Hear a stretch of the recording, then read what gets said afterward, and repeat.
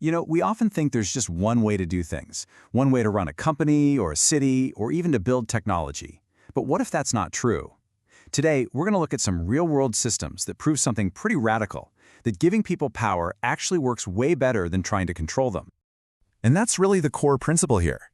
The key thing to remember is this isn't some pie-in-the-sky theory. We are talking about documented facts, measurable results from systems that have been up and running for decades. All right, so let's dive right in. First up, the economy. We're going to look at a pretty amazing alternative to the usual top-down corporate ladder we're all so familiar with.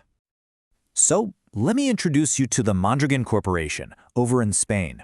This place was founded way back in 1956, and it's not just a company, it's a cooperative owned and run by its 74,000 workers. Yeah, you heard that right. Every single worker gets a vote. The profits? They go right back to the people actually doing the work. And get this, during the huge 2008 financial meltdown, they had 0 layoffs. None. They just moved people around, shared the burden, because, well, the company is the workers. Okay, but this is where it gets really interesting. Take a look at this number. Any guesses what that represents?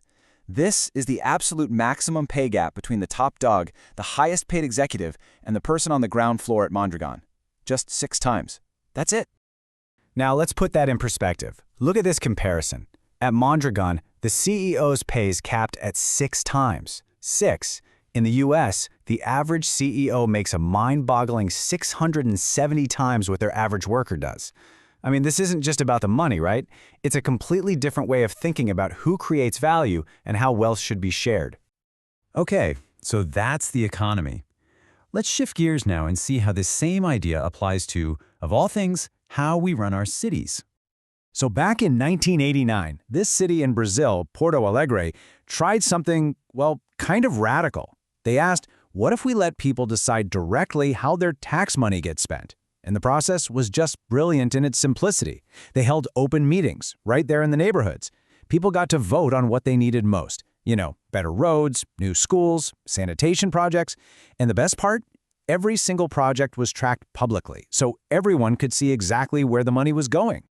And you want to know what happened? The results were just wow. Incredible. Look at this. Access to basic sanitation shot up from 75% to nearly 100%. The number of schools? It quadrupled. And people's satisfaction with their own government tripled. It just goes to show, when you give people a real say in their community, you get real, measurable change. And this wasn't some fluke, a one-time thing.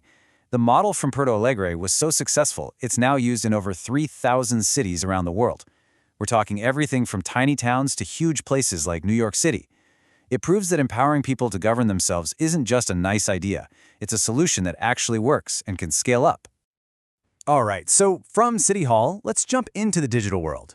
Because it turns out this whole idea of empowerment versus control, well, it's pretty much built the foundation of our modern lives. Let's talk about 2 operating systems you've definitely heard of, Linux and Windows. So you've got Windows, right? It's a proprietary product. One company builds it, they sell it for a profit. Then you have Linux. It's totally different. It's open source. Anyone can see the code, and it's built by a massive worldwide community of volunteers. So you have one closed, controlled system and one completely open, collaborative one.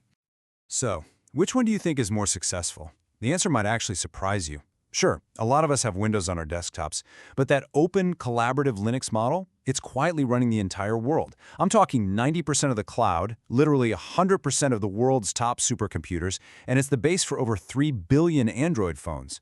The internet itself, it runs on a system built on empowerment, not control. Crazy, right? And this pattern just keeps popping up. We see it over and over again in other really important areas, like how local economies can work, or even how we get online. Take Ithaca Hours, for instance. It's a local currency that just keeps money flowing right there in the community. It helps local businesses weather the storm during big national recessions. Or how about NYC Mesh? It's an internet service run by volunteers. No big corporate ISP involved. They've built a community-owned network that's super resilient. In both cases, the systems are built by the people who use them, for the people who use them. Okay, so we've looked at companies, city budgets, software, even local money. They all seem so different. But what's the common thread here? What's the secret sauce that makes them all work? Well, what's really amazing is that they all share the same basic blueprint. Ownership is spread out among the participants. Everything they do is transparent, and they're governed democratically. Their main goal is to serve a purpose, not just to make a profit. And because of all that, they have this built-in resilience that you just don't see in most top-down controlled systems. So that brings us to the elephant in the room, right? If these systems work better, if they're more fair, more resilient, and more effective, why aren't they everywhere? Why aren't they the norm? And the answer, well, it's actually pretty simple. These systems don't make billionaires. They don't concentrate power and wealth in the hands of a tiny few, so there's just no big financial incentive for the people at the top to promote them. I mean, this quote really nails it. These systems are designed to empower the participants. Control systems, well, they're designed to enrich the controllers. It's a fundamentally different game with a fundamentally different goal. And let's be super clear about this. None of these are some new, untested fad. Mondragon has been going strong for almost 70 years. Participatory budgeting has been working for over 3 decades. Linux has been the backbone of the internet since the early 90s. These are time-tested, proven, successful models. They're just not the ones we hear about on the news. So I want to leave you with this final thought. We've seen the proof. The solutions are out there, and they work. But for some reason, they're still on the sidelines. And that leaves us with one last, really important question to ask ourselves. If these solutions are kept hidden, who benefits from keeping them that way?